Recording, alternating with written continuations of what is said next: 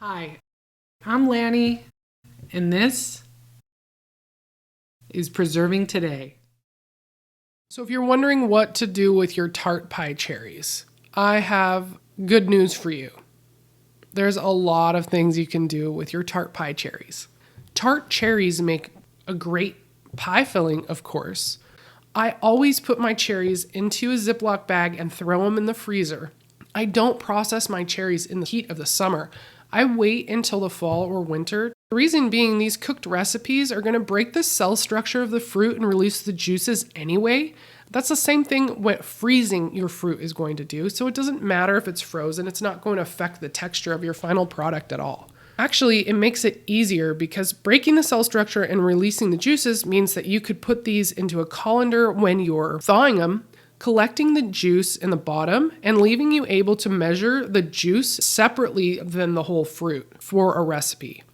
That's exactly what I do for my cherry pie filling canning recipe, which I share in this video here.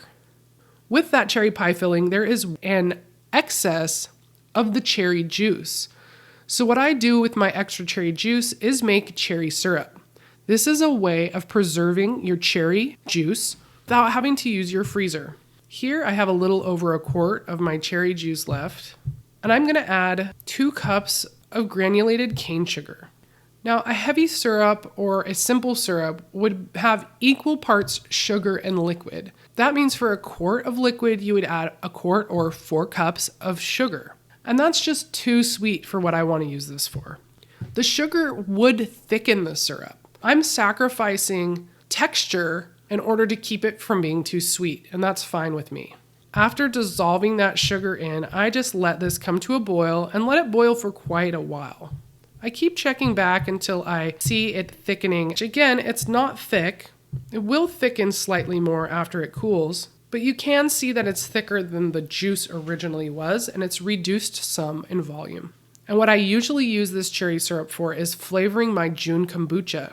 You can watch this video here how I brew, flavor, and bottle my June kombucha, or find the link in the video description.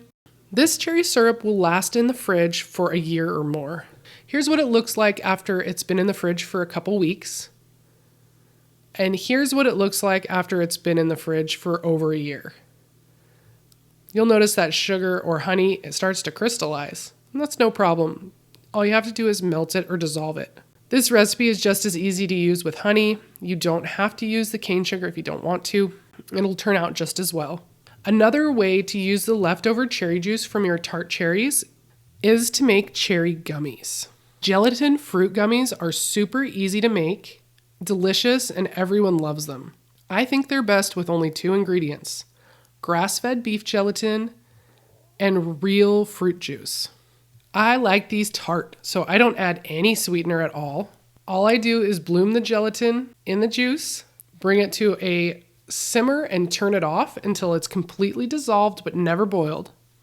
Pour this into molds, set it in the fridge until it solidifies, and then remove them from the molds. There they are, they're ready to use. Keep them in a covered container in the refrigerator and eat them within a couple weeks. You can watch my full video on how I make gelatin fruit gummies here or in the video description. Do you have a tart cherry tree? How do you preserve them? Let me know in the comments. I'm Lanny, and this was Preserving Today.